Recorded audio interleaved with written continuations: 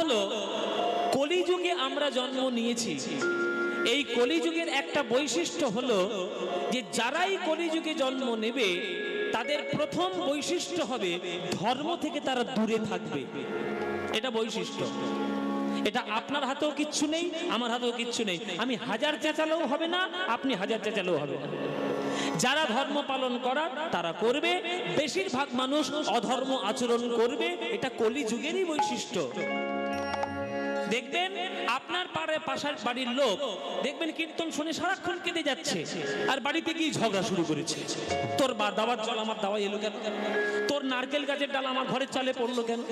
তাহলে এতক্ষণ ধরে কীর্তন শুনে যে হাউ হাউ করে কাঁদছে, তাহলে ন্যাকামো সবগুলো ন্যাকামো, সব করে কোনো লাভ আছে? এটা হচ্ছে প্রথম কথা, যে যারা করবে তারা অধর্ম করবে, যারা করবে তারা ধর্ম করবে। কিন্তু আমাদের দায়িত্ব হলো আসল জিনিসগুলোকে বাঁচিয়ে রাখা। এই কর্তৃপক্ষরা এত বিরাট বড়, এত সুন্দর করে প্যান্ডেল, লাইট, মাইক, তাও আবার পদাবলী কীর্তন এবং নাম কীর্তন, দুই ধরনের কীর্তন তারা সম্পূর্ণভাবে আয়োজন করেছেন। মহাপ্রভুর দেখানো পথ এই কমিটি একেবারে গোটা পূর্ণ করেছে। যেমন মহাপ্রভু নাম কীর্তন দিয়েছেন পূর্ববঙ্গে, তাই পূর্ববঙ্গে নাম কীর্তন সব থেকে বেশি প্রচলিত। আর মহাপ্রভুর প্রভাবে পদাবলী কীর্তন সব থেকে বেশি হয়েছে পশ্চিমবঙ্গে, তাই পালা কীর্তন পশ্চিমবঙ্গে সব থেকে বেশি। কিন্তু এইখানের আসরে এখানে এরা একটা দিন ধরে গোটা যেমন পদাবলী কীর্তনও করাচ্ছে, আবার একটা গোটা দিন ধরে তারা নাম কীর্তনও করাচ্ছে। তাহলে একটা আসরে এসে আপনার নামও পাবেন, পদাবলীও পাবেন, সঙ্গীতও পাবেন, সাহিত্যও পাবেন, গোটা পাবেন কীর্তনকে। তাই এরা এত সুন্দর কষ্ট করে আপনাদের কাছে আনন্দ করে, তারা একটাই তাদের উদ্দেশ্য যে মানুষের মঙ্গল হোক, মানুষের কল্যাণ হোক, হরিনাম সবাই গ্রহণ করুক, হরিনামের মধ্যে সবাই ডুবে থাকুক। তার জন্য আমাকে এই কর্তৃপক্ষরা বলেছে যে দাদা আপনি যদি একটু আসরে বলে দেন, আমার তাদের তরফ থেকে আপনাদের কাছে আমার হাত জোড়ো করে প্রার্থনা যে আপনাদের কাছে মহাপ্রভুর দেখানো রাস্তায় এরা ভিক্ষার আঁচল পেতে হয়তো যাবে, যদি যায় আপনারা তাদের যেন বঞ্চিত করবেন না, আপনারা প্রাণ ভরে তাদেরকে সাহায্য করবেন। আর হরিনাম সংকীর্তন যাতে বাংলার মধ্যে চিরকাল এইভাবে বেঁচে থাকে তার জন্য আপনারা আশীর্বাদ করবেন। কেননা জেনে রাখুন, যদি বাংলার বুক থেকে কখনো কোনো কারণে কীর্তন নামক বস্তুটি মুছে যায়, তাহলে সেই দিন বাঙালি জাতির চরম সর্বনাশ ঘটবে। এটা বলে দিয়ে গেলাম, এটা ভবিষ্যৎবাণী আমার নয়, বড় বড় শাস্ত্রজ্ঞদের, বড় বড় ঋষিমুনিদের। কেননা কীর্তন প্রত্যেকটি মানুষের শান্তির জায়গা, সেইটাই যদি আপনি নিভিয়ে দেন তখন কিন্তু মানুষ চারিদিকে ছটফট করে বেড়াবে, শান্তির জায়গায় কিছু পাবে না। ওই জন্যে আপনারা তাদেরকে প্রাণ ভরে আশীর্বাদ করবেন আর লীলা আস্বাদন করবেন হরিনাম সংকীর্তনে। তাই হরিনাম বিনা জগতে কোনো গতি নাই, কলি যুগে বিশেষ করে নাম ছাড়া গতি নাই। হরিনাম হরি হরি বলো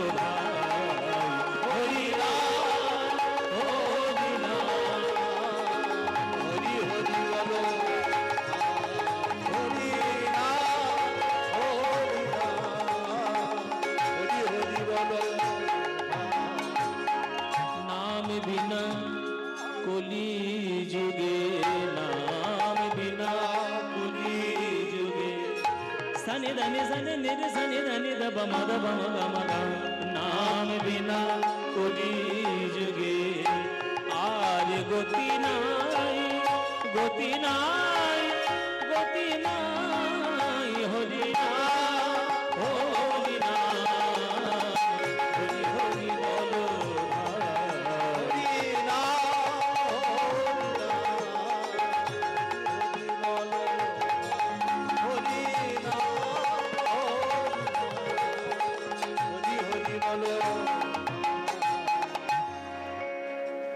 যারা জাগতিক লোক, যারা অধার্মিক লোক, তারা বলবে কীর্তন করলে কি হবে, পেটের ভাগ হবে?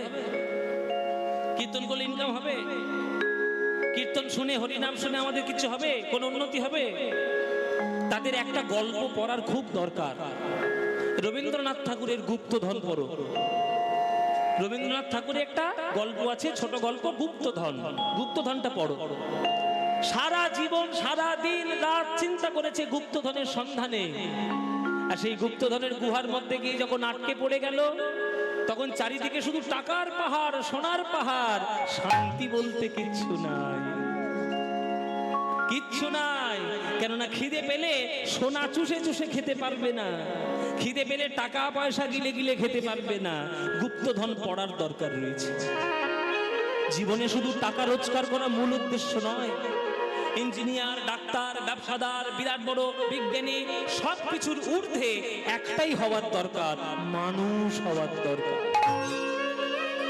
শোনো রে মানুষ ভাই, সবার উপরে মনুষ্যত্ব, তাহার উপরে নয়।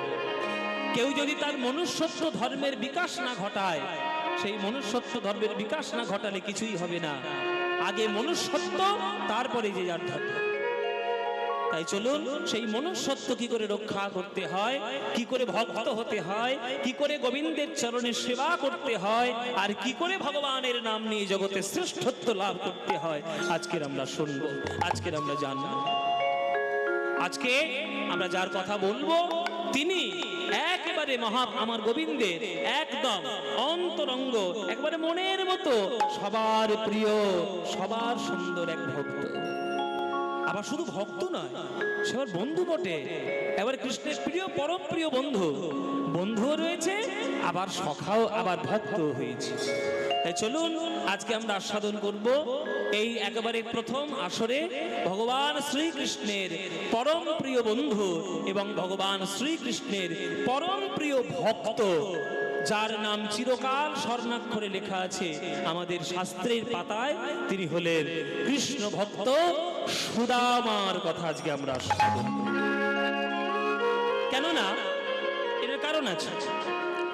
আপনাদের এখানে কীর্তন হচ্ছে মানে, আপনাদের এখানে আমি জানি না হয় কিনা, হয়তো ভুল হতে পারি, আপনাদের এই যে মন্দিরে এত সুন্দর মূর্তি, এত সুন্দর ঠাকুর, শুনলাম যে এখানে কোনো একটা কলকাতার ভক্ত শুধু গোটা মূর্তিটাই নাকি উপহার নাকি দিয়ে গেছে, যতটুকু জানলাম।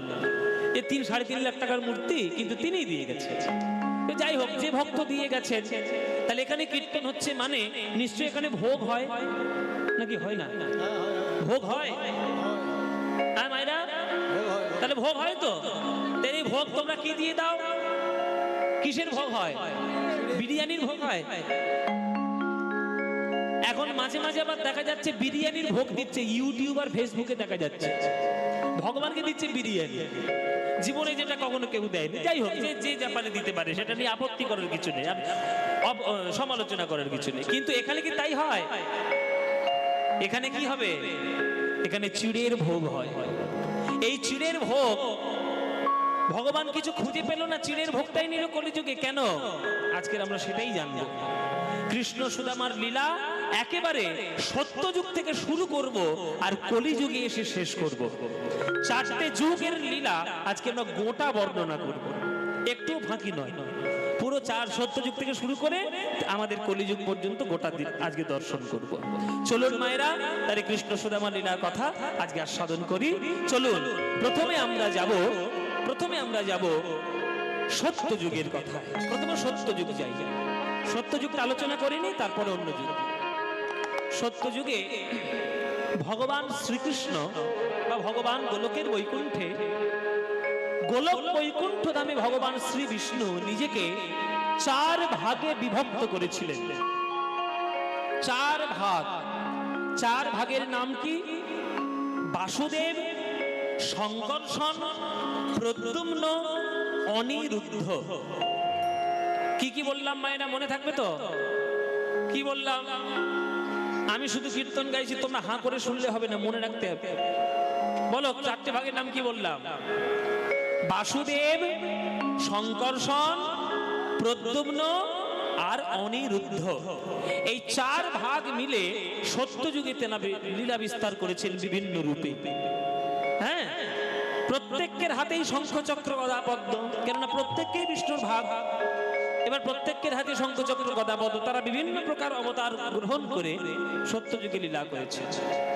সেই 4 ভাগ ত্রেতাযুগ যখনই পড়লো, 4 ভাই রূপে দশরথের বাড়িতে তারা জন্মগ্রহণ করলেন। তাহলে কোন ভাগ বা কোন রূপ কোন কোন ভাই হলো এটাও জানতে হবে। বাসুদেব হলেন রাম, শঙ্কর্ষণ হলেন লক্ষ্মণ, প্রদ্যুম্ন হলো ভরত, আর অনিরুদ্ধ হলো শত্রুঘ্ন। রাম, লক্ষ্মণ, ভরত, শত্রুঘ্ন, তাহলে চার ভাগ, চার ভাই, চার ভাই রূপে প্রকাশিত। এইবার এই চার ভাগ রূপে, চার ভাই রূপে ত্রেতা যুগে তারা লীলা বিস্তার করলেন। সে লীলা এমন লীলা হলো যে ভারতবর্ষের শ্রেষ্ঠ মহাকাব্য হয়ে গেল। সেই মহাকাব্যের নাম হলো রামায়ণ। ভারতবর্ষ চিরকাল গর্ব করে বুক ফুলিয়ে বিশ্বের মাঝে মাথা উঁচু করে থাকবে ভারতের আধ্যাত্মিকতা আর ভারতের সঙ্গীতের জন্য। কেননা সারা পৃথিবীতে মাত্র চারটে মহাকাব্য রয়েছে, মাত্র চারটে। হ্যাঁ, একটা হচ্ছে আমাদের গ্রিস দেশে লেখা ইলিয়াড আর ওডিসি, হোমারের লেখা। আর আমাদের ভারতবর্ষে দুটো রয়েছে, একটা ব্যাসদেব, একটা মহর্ষি বাল্মীকি, একটা রামায়ণ, একটা মহাভারত। আর আপনাদের সবাইকে বলি, আপনারা যদি মনুষ্যত্বের বিকাশ ঘটাতে চান তাহলে আপনাদের বাড়িতে চারখানি গ্রন্থ অবশ্যই আপনারা রাখবেন। চারখানি গ্রন্থ অন্তত সারা জীবনে চারটে বই পড়বেন। চারটে বই কি কি বলবো? কি বলবো মায়েরা? তা শুনে নাও। প্রথম হচ্ছে শ্রীমদ্ ভগবদ গীতা। শ্রীমদ্ ভগবদ গীতা প্রত্যেকের ঘরে যেন থাকে। কেন না, গীতাতে বলা আছে তোমরা কি কি করতে পারো, কি কি করতে হবে তোমাদের। কর্মযোগ, জ্ঞান যোগ, ভক্তি যোগ, তিনটে যোগের মাধ্যমে তার মধ্যে মানে বিভিন্ন অনুযোগ রয়েছে। হ্যাঁ, বিভিন্ন ভাগ ভাগ ছোট ছোট যোগ রয়েছে, ছোট ছোট পরিচ্ছেদ রয়েছে। হ্যাঁ, তেমনি এই গীতা যেন প্রত্যেকের বাড়ি থাকে, এক নম্বর। দু নম্বর রামায়ণ। রামায়ণ যেন ঘরে থাকে, অবশ্যই অবশ্যই রাখবে। কেন না, রাম ভগবান শ্রী রামচন্দ্র মানুষকে শিখিয়েছেন যে কি করে আদর্শ মানুষ হতে হয়, মানুষের মতো মানুষ কি করে হতে হয়, তাই রামায়ণ পড়তে হবে। দ্বিতীয় হচ্ছে মহাভারত। জীবনে কি কি করতে নেই, কি কি করলে জীবনে শুধু যুদ্ধই আর অশান্তি বাঁধবে, কোনগুলোকে জীবনকে বাদ দিতে হবে, সেটার জন্য মহাভারত। তিন নম্বর। আর চার নম্বর হলো কি করে আনন্দে বাঁচা যায়, কি করে সুখে বাঁচা যায়, কি করে একেবারে নিশ্চিন্ত মনে ভগবানের ভক্ত হওয়া যায়, সেটা জানার জন্য একটা গ্রন্থ পড়তে হবে। সেটা হচ্ছে শ্রীমদ্ ভাগবত। শ্রীমদ্ ভাগবত, শ্রীমদ্ ভগবদ গীতা আর রামায়ণ মহাভারত, অন্তত চারটে গ্রন্থ যেন আপনাদের বাড়িতে থাকে, পড়বেন। তাহলে কৃষ্ণ সুদামার লীলা সূত্রপাত হয়েছে ত্রেতা যুগ থেকে। কিভাবে সূত্রপাত হলো তার জন্য ছোট্ট একটুখানি রামায়ণের গল্প বলতে হবে। রামায়ণের গল্প না বললে আপনারা বুঝতে পারবেন না যে কি করে সুদামার ঘটনাটা এলো দাপর যুগে। চলুন ছোট্ট করে একটু আপনাদের জানাই রামায়ণের ঘটনা। রামচন্দ্র, আপনারা সবাই জানেন এসব ঘটনা, যে রামচন্দ্রকে রাজা করার প্রস্তাব দিয়েছিল আমাদের মহর্ষি বশিষ্ঠ। সেই আজ্ঞা নিয়ে দশরথ শুরু করে দিল রামের রাজ্যাভিষেকের তোড়জোড়। কিন্তু কইকেয়ী মন্থরার বুদ্ধিতে একেবারে পাগল হয়ে গিয়ে নিজের ছেলেকে সুখী করবে বলে নিজের সোনার টুকরো ছেলে রামকে 14 বছরের জন্য বনবাসে দিয়ে দিল। আস্তে আস্তে আস্তে আস্তে আস্তে আস্তে কি হলো, কি হলো? গন্ডগোল হচ্ছে কিছু? ও আচ্ছা, দেখতে পাচ্ছ না? আচ্ছা, এত ভক্ত এলে কি করে হবে বলো দেখি? থেকে ঘরে কাজ ফাজ কিচ্ছু নেই, এত ছুটে এসছে এখানে। আমি মোটামুটি যা দেখতে পাচ্ছি, মোটামুটি যা আমার আন্দাজ 1000-10 লোক বোধহয় হয়েই গেছে, কি জানি তার মধ্যে হবে। যাই হোক, যারাই আসছো বাবা, একটু নিজেদের মধ্যে ম্যানেজ করে নাও, দাঁড়িয়ে বসে যেখানে যেখানে পারো মোটামুটি বসে কীর্তনটা শুনে নাও। হ্যাঁ, চলুন আমি ছোট্ট করেই বলি, বেশি বড় করবো না। মায়েরা, তোমাদেরকে বলি, তোমরা শোনো। অনেকেই তোমরা ভাবো যে কইকেই খুব বাজে মেয়ে, খুব খারাপ। রামকে বনবাস দিয়েছে, নিজের ছেলের রাজ্য চেয়েছে, বড্ড স্বার্থপর, একেবারে জঘন্য মহিলা, এরকম অনেকে বলে। কিন্তু মায়েরা তোমরা জেনে নাও, কইকেয়ীর মতো রামকে আজ পর্যন্ত কেউ কোনোদিন কখনো ভালোবাসতে পারেনি, আর কেউ পারবে না। রামকে যে কইকেয়ী কত ভালোবাসে সেটা কইকেয়ী জানে। মন্থরার বুদ্ধিতে হয়তো সে 14 বছরের জন্য বনবাসে দিয়েছে রামকে, কিন্তু রাম 3 মায়ের মধ্যে সব থেকে যদি কাউকে বেশি ভালোবাসতো সে কইকেয়ী। তাই কইকেয়ীর পায়ে গিয়ে রাম আগে প্রণাম করত, তাই নিজের মাকে পরে প্রণাম করত। 14 বছরের বনবাসে গেল, দশরথ সহ্য করতে না পেরে তিনি পুত্র শোকে মৃত্যুবরণ করলেন। ভরত ছুটে গেল রামের কাছে, দাদা তুমি ঘরে ফিরে চলো, তুমি না ফিরে গেলে লোকে আমায় কলঙ্ক দেবে যে আমি ষড়যন্ত্র করে আমার দাদাকে আমি সরিয়ে দিয়েছি। এই কলঙ্ক পাওয়ার আগে যেন বজ্রপাতে আমার মৃত্যু হয়, সেটা যেন না হয়, তুমি ঘরে ফিরে চলো। রামচন্দ্র বলছে, ভাই রে, তোর মতো একটা ভাই আমার যে আছে এটা ভাবতেই আমার বুকটা গর্বে ভরে উঠছে রে। বড় যে এত বড় রাজত্ব পাওয়ার পরেও সেই রাজ্য আমার চরণে ফিরিয়ে দিতে আসে, সে আমার ভাই নয়, সে কোনো মানুষ নয়, সে মহর্ষি, সে সাধু, সে চিরবৈরাগ্য। তোর মতো আমি কোনোদিন হতে পারবো না, কিন্তু তুই ফিরিয়ে দিতে এসেছিস, আমি চেষ্টা করলেও ইচ্ছা থাকলেও পারবো না। কেননা বাবা তো চলে গেছে, বাবার কাছে আমি প্রতিজ্ঞা করেছি 14 বছর বনবাস করে আসবো। আমি যদি তার আগেই ফিরে যাই তাহলে বাবার প্রতিজ্ঞা ভঙ্গ হয়ে যাবে রে ভাই।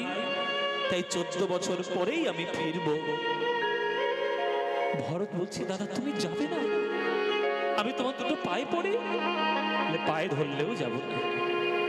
ঠিক আছে দাদা, তাহলে তুমি যদি না যাও তাহলে তোমার ওই সিংহাসনে বসার অধিকার তো আমার নাই। তোমার চরণের খড়ম দুটো তুমি আমায় দিয়ে দাও, ওই খড়ম দুটো সিংহাসনে রাখবো, আর 14 বছর ধরে তোমার রাজত্বটা আমি পালন করে দেব। কিন্তু দাদা, তোমার পা ছুঁয়ে আজকের আমি প্রতিজ্ঞা করে গেলাম, 14 দিনের একটা দিন যদি তুমি আসতে বাড়িতে দেরি করেছো, তাহলে বাড়িতে এসে দেখবে ভরতের মরা মুখ তুমি দেখবে। তখন রামচন্দ্র থাকতে না পেরে জড়িয়ে ধরেছে, না ভরত এমন কথা বলিস না, আমি তোকে কথা দিলাম 14 বছরের একটা দিনও আমি দেরি করব না। মায়েরা, বাবারা, 14 বছর বনবাসে থেকে রামচন্দ্র যা কষ্ট পেয়েছে তার 100 গুণ বেশি কষ্ট পেয়েছে ভরত নিজের বাড়িতে থেকে। নিজের বাড়ি থেকে ভরত তার বেশি কষ্ট পেয়েছে। তাই 14 বছর রাম বনবাস করার পর ঘরে যখন ফিরে এলো, আনন্দ আবার শুরু হলো, অযোধ্যায় আবার দীপাবলি শুরু হলো। সবাইকে যে যা চাইছে রামচন্দ্র তাই দিয়ে দিচ্ছে। দূরে দাঁড়িয়ে ছিল ভরত, ভরতের কাছে রামচন্দ্র করজোড়ে গিয়ে বলছে, বল ভাই তোর কি চাই? আজকের এই আনন্দের দিনে তুই যা চাইবি আমি তোকে তাই দিয়ে দেব, বল তোর কি চাই? তখন ভরত বলছে, দাদা গো বলো, আমি যা চাইবো তাই দেবে, বলো আমাকে তুমি ফিরিয়ে দেবে না? না ভাই বল কি চাই, যা চাইবি তাই দেব। তাহলে শোনো দাদা, 14 বছর আগে যখন তোমায় ফিরিয়ে আনতে গেছিলাম, ছোট ভাই বলে তুমি তোমার চরণ থেকে সরিয়ে দিলে, কিন্তু এই 14 বছরে তোমার কত নতুন নতুন বন্ধু হয়েছে। বানরের রাজা সুগ্রীব নাকি তোমার বন্ধু, নিষাদ রাজ গুহাল নাকি তোমার বন্ধু, রাক্ষস রাজা বিভীষণ নাকি তোমার বন্ধু। তাই বন্ধু বলে তাদের অনুরোধ রক্ষা করলে, আর আমি ভাই বলে আমাকে তুমি সরিয়ে দিলে। তাই ত্রেতা যুগে এই জন্মে জন্ম নিয়ে তোমাকে আমি আমার মনের মতো সেবা করতে পারি নাই। যদি বর দেওয়ার হয় এটাই আমায় বর দাও।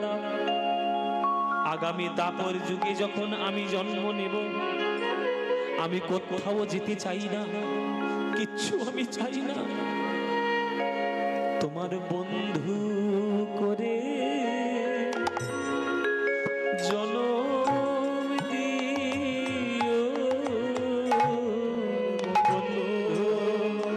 তাই গৌর হরি বল, হরি বল।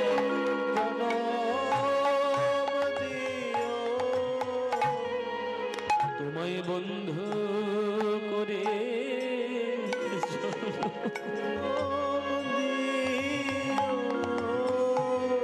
দাদা গো, আমি তোমার মনের মতো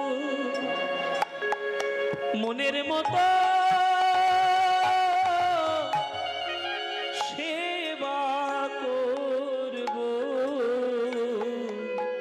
আমায় বন্ধু করে জনম দিও।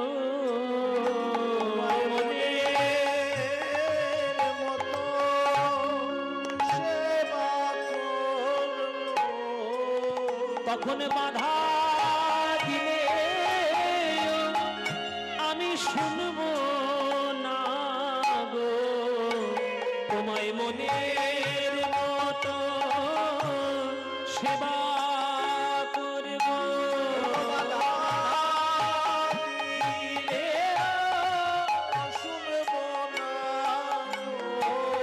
তোমার কাঁধে চড়ব আর তোমায় কাঁধে করব।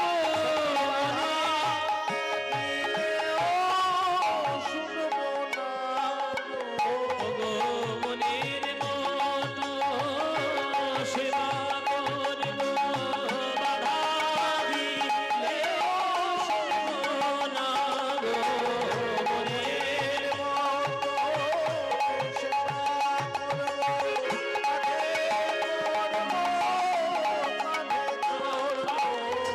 কাঁধে চড়বো আর কাঁধে করবো ওই ভুলায় গলা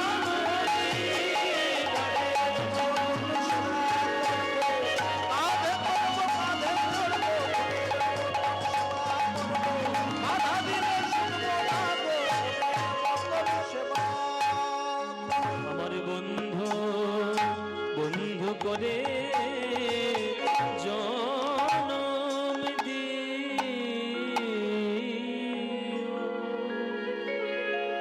তখন রামচন্দ্র ভরতকে বুকে জড়িয়ে ধরলেন। বেশ ভাই, বেশ ভাই, তোকে আমি কথা দিলাম, আগামী জন্মে যখন আমি কৃষ্ণচন্দ্র রূপে জন্মগ্রহণ করব, তখন তুই আমার প্রিয় ভক্ত, প্রিয় বন্ধু হবি। তোর নাম হবে সুদামা।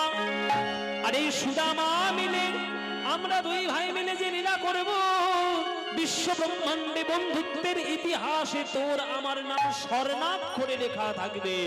আশীর্বাদ করলাম, তথাস্তু। রামচন্দ্রের আশীর্বাদে ভরত হয়েছিল দাপর যুগে সুদামা। তাহলে মায়েরা, তিনটে যুগের কথা আমরা জেনে ফেললাম। তাহলে সত্য যুগে যিনি ছিলেন প্রদ্যুম্ন, তিনি ত্রেতা যুগে ছিলেন ভরত, আর তিনি হয়েছেন আমাদের দাপর যুগে কৃষ্ণের প্রিয় বন্ধু সুদামা। এই জন্যই রামায়ণ পড়তে হয়। রামচরিত্র মানুষের আদর্শ, যে কি করে কাকে কতটুকু সম্মান তাকে দিয়ে চলবো, এইটা জানার জন্য। মাকে কত সম্মান দিতে হয়, বাবাকে কত সম্মান দিতে হয়, স্ত্রীকে কত সম্মান দিতে হয়, পুত্রদেরকে কেমন করে মানুষ করতে হয়, কেমন করে ভক্তদের সেবা গ্রহণ করতে হয়, তাদের আশীর্বাদ, সমস্ত দিক দিয়ে একটা পরিপূর্ণ মানুষ লীলা করেছিলেন তিনি হলেন। সেই রামচন্দ্রের আশীর্বাদ নিয়ে এইবার আমরা দাপর যুগে বৃন্দাবনে যাব, আমরা লীলা সাধন করার জন্য। কৃষ্ণ সুদামা, চলুন রামচন্দ্রের নামে একটু জয়ধ্বনি দেবেন, আর রামচন্দ্রের একটা ভজন গাইতে গাইতে আমরা বৃন্দাবনে। আপনারা যদি বলেন তাহলেই ভজনটা গাইবো, নইলে গেয়ে তো কোনো লাভ নেই। রামচন্দ্রের একটা ভজন গাইবো। এই গানটা হচ্ছে সংস্কৃত ভজন। আর এই গানটা প্রথম রেকর্ড করেছিল ডিভি পালুস্করজি, আর তারপরে রেকর্ড যিনি করেছিলেন তিনি হলেন আমাদের ভারতবর্ষের রত্ন লতা মঙ্গেশকর, লতাজি। লতাজির গাওয়া বিখ্যাত ভজন লেখা যিনি লিখেছেন তিনি হলেন তুলসী দাস, যিনি রামচরিত মানুষের পদকর্তা বা লেখক। চলুন মায়েরা তার ভজন গাইতে গাইতে আজকে আমরা দাপর যুগে যাব। শ্রী রামচন্দ্র কৃপালো ভজন হরণ বাবা ভয় দারুণ। শ্রী রামচন্দ্র কৃপালো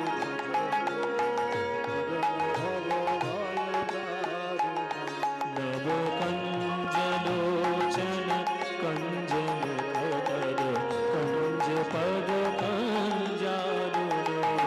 শ্রী রামচন্দ্র কৃপালো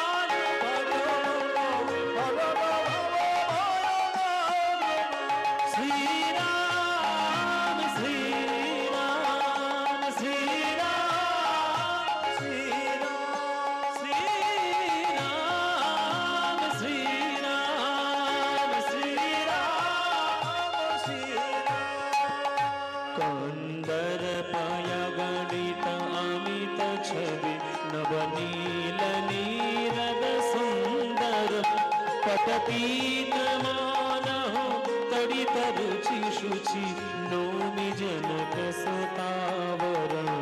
শ্রী রামচন্দ্র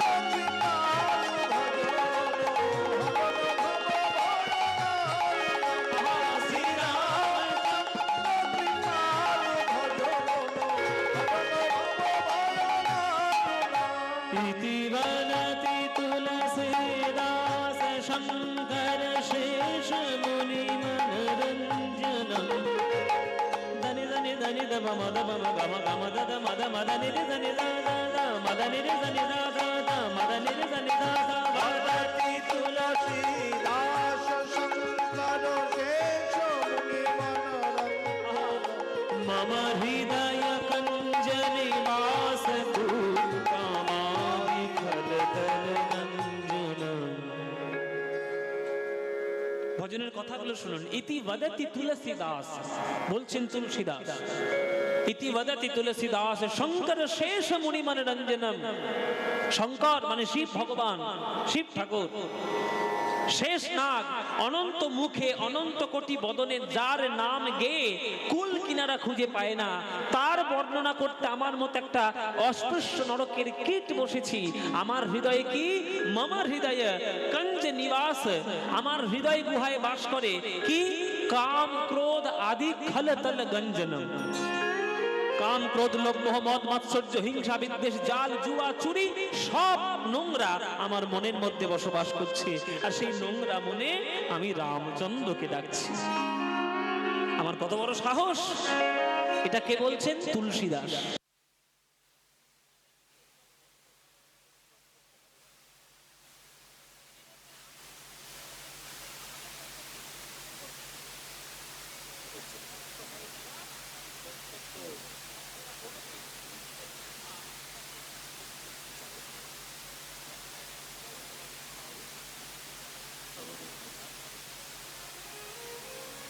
তার কথা লেখা।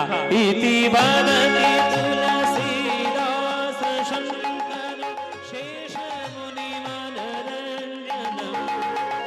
গম গম দদ মদ নি রে নি দ মদ নি নি নি রে রে মদ নি নি নি নি রে নি নি মদ দ গম গম দ মদ নি নি রে গম দ নি রে দ গম দ নি রে সা। ভগবতী তুলসী দাস শঙ্কর শেষ মুনি মনোরঞ্জন।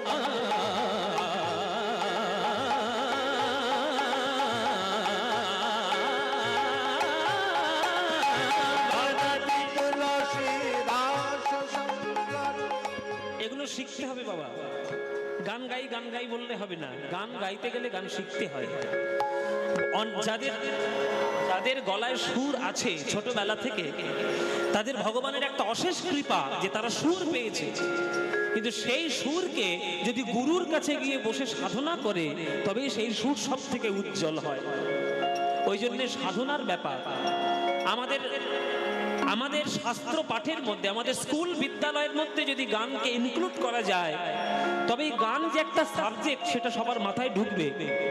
নইলে এখনো পর্যন্ত বাবা মাদের মাথায় ঢোকেনি যে গান একটা সাবজেক্ট, গান একটা বিষয়। আমরা বিষয় বলে জেনে রেখেছি জীবন মানে হয় তোমার ডাক্তার হতে হবে, নয় মাস্টার হও, নইলে প্রফেসর হও, ইঞ্জিনিয়ার হও। গান বাজনা, দূর, গান বাজনা করে কিছু হয় নাকি? মানে গান বাজনাটা যে কোনো একটা বিষয় এটা মানতেই চায় না। এটা চরম একটা বিভ্রান্তিকর একটা বক্তব্য, এরা জানে না। গান বাজনা হচ্ছে সামবেদের জিনিস। বেদকে যদি তুমি অস্বীকার করো তাহলে তুমি করবে, কার কি করার আছে। কিন্তু গান এত সোজা কথা নয়। 3 একে 3 আর 3 5 15 আর 3 7 21 এটা মুখস্থ করে বলে দেওয়া যায়। একটা সা লাগাতে গেলে সারা জীবন কেটে যায়, একটা গান গাইতে গেলে সারা জীবন কেটে যায়। আমাদের কথা বাদই দিন, আমরা গায়ক নাকি? আমাদের গায়কের মধ্যে ধরতির মধ্যেই পড়ে না। গায়ক কারা?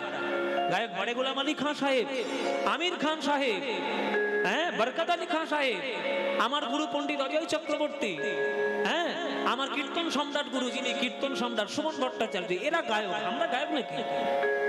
আমরা শিখছি, শেখার চেষ্টা করছি, এখনো পর্যন্ত কিছু শিখে উঠতে পারিনি। কিন্তু এটুকু বুঝেছি যে সঙ্গীতের সাধনায় যে আনন্দ আছে আর যে ভগবানকে পাওয়ার রাস্তা তাড়াতাড়ি আছে, অন্য কোনো রাস্তায় ভগবানকে পাবেন না এত তাড়াতাড়ি। এই দেখুন ভজনের মধ্যে কি সুন্দর সুরের গঠন। বদতি তুলসীদাস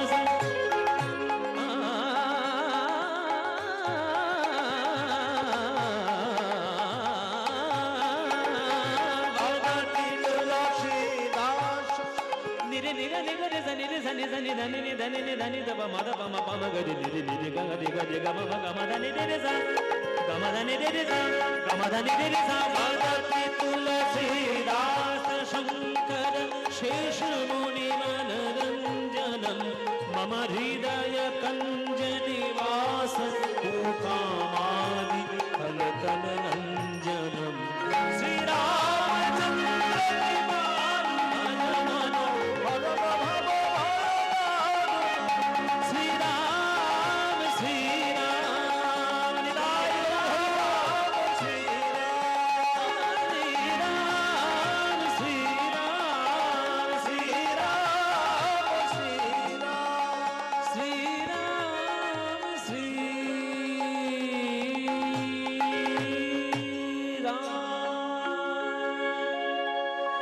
জয়ধ্বনি দেবেন, বলুন মর্যাদা পুরুষোত্তম ভগবান শ্রী রামচন্দ্র কি, जानकी नाथ दशरथ नंदन कौशल्यानंदन श्री रामचंद्र की।